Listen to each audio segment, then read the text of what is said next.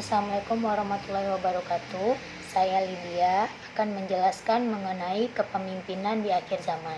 Rasulullah sudah memberikan peringatan bahwa di antara tanda-tanda kiamat adalah diserahkannya tampuk kepemimpinan ke orang-orang bodoh yang tidak mau mengambil petunjuk dari Al-Quran dan Sunnah, serta tidak mau menerima nasihat. Di antara ciri-ciri tersebut terdapat dalam hadis Rasulullah. Yang pertama adalah pemimpin yang sesat, yang kedua pemimpin yang jahil agama, lalu yang ketiga pemimpin yang menolak kebenaran, dan pemimpin yang menyerukan kemungkaran, lalu penguasa yang memerintah dengan mengancam dan menekan rakyatnya, lalu yang kelima para pemimpin yang mengangkat pembantu orang-orang jahat dan selalu mengakhirkan atau mengabaikan syariat.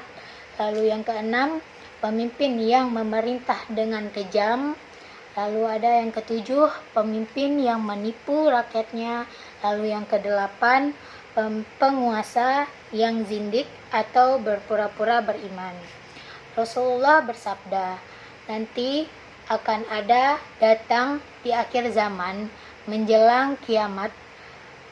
Kemudian kata Nabi, pemimpin-pemimpin manusia ketika itu seperti singa, menteri-menteri mereka itu ibaratkan serigala, dan hakim-hakim mereka itu ibarat anjing gila.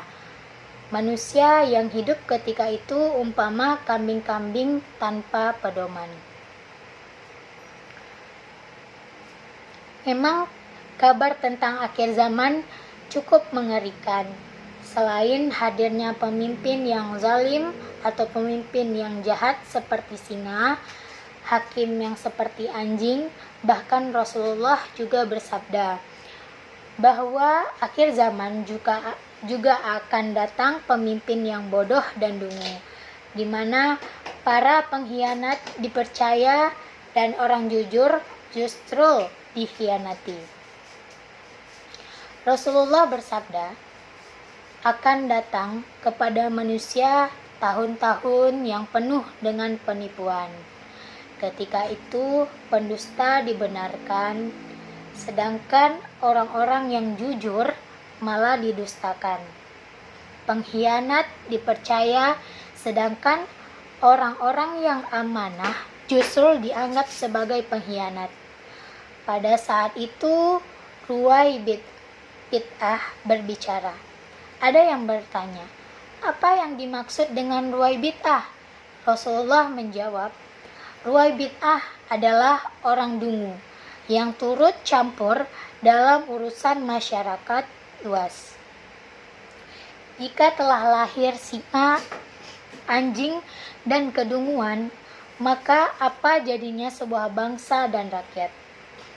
Yang akan muncul di suatu bangsa adalah kezoliman serta azab.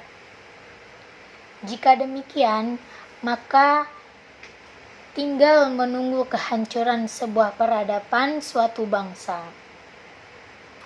Menurut sosiolog Muslim Ibnu Khaldun, suatu peradaban akan runtuh disebabkan oleh 5 hal.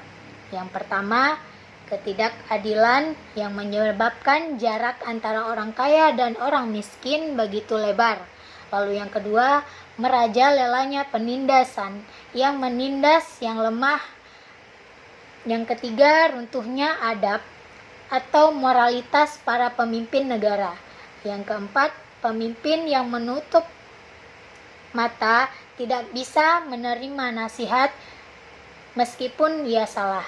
Lalu yang kelima, bencana alam yang besar-besaran. Ironisnya, kelima indikator ini ada di negeri ini sekarang. Seperti yang kita hadapi sekarang, para ulama dibenci, dizolimi, difitnah habis-habisan. Sementara para penjahat bangsa justru mereka diberikan sebuah kemewahan, keadilan, dan mereka selalu dibela.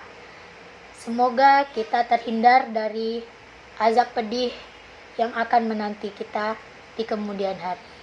Dan semoga bangsa kita akan pulih seperti sedia kala, yang mana para ulamanya dijunjung, para ulamanya dicintai, dilindungi, bukan ditindas. Sekian dari saya, Lydia Veronica. Kurang dan lebih saya mohon maaf. Wabillahi taufiq wal hidayah. Assalamualaikum warahmatullahi wabarakatuh.